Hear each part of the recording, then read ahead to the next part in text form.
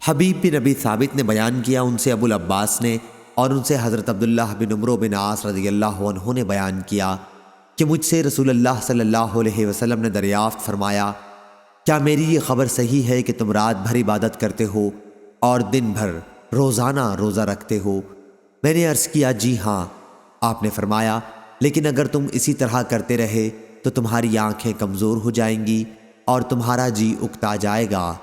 ہر مہینے میں 3 روزے رکھا کرو کہ یہی ثواب کے اعتبار سے زندگی بھر کا روزہ ہے۔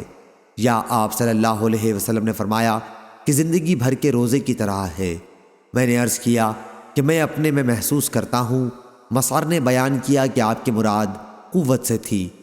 حضرت صلی اللہ علیہ وسلم نے فرمایا کہ پھر حضرت داؤد علیہ السلام کے روزے کی طرح روزے رکھا کرو۔ وہ 1 دن روزہ رکھا کرتے اور 1 دن بغیر روزے کے رہا کرتے تھے، اور اگر دشمن سے مقابلہ کرتے تو میدان سے بھاگا نہیں کرتے تھے۔ صحیح بخاری حدیث نمبر 3419۔